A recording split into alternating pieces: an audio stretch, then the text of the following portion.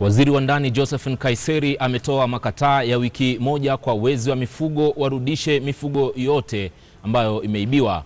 Pia amewataka viongozi kuita mikutano ya kuhubiri amani. Nkaiseri alikuwa anazungumza baada ya kuongoza mkutano wa siku 2 na viongozi wa kaunti ya Samburu na mwenyekiti wa kamati ya bunge kuhusu masala ya usalama Osman Kamama.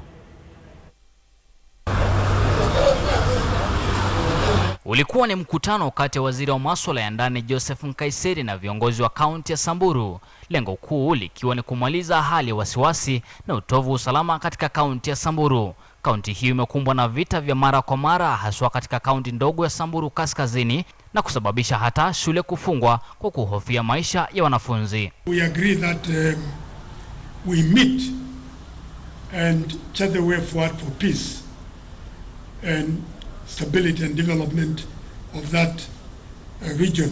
Ni katika mkutano huo wa siku 2 ambapo viongozi hao walikubaliana kwamba viongozi wa kaunti ya Samburu wafanye mikutano ya kuhubiri amani katika maeneo yanayosimamia, maafisa wa usalama kuchukua hatua za dharura wakati wa matukio tovu usalama, na kutoa makataa ya siku 14 pekee kwa ngamia 12 na mifugo wengine walioibiwa warudishwe. And by the end of next week, if duty allow me to visit the area, I will do so, but within a span of 10 days, I will personally go to Samburu to ensure that these resolutions are complied with.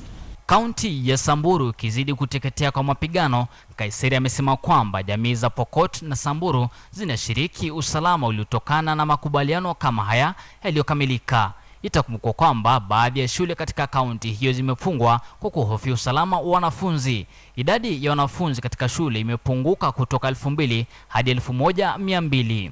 And we want this resolution to be the basis for a lasting peace and security in Samburu County, and in particular Samburu North. Baadhi ya makao katika kaunti hiyo wamesalia mahame, ikihofiwa kuwa wazazi na watoto walikimbia msituni kujificha. Nicholas Wambua, KTN News.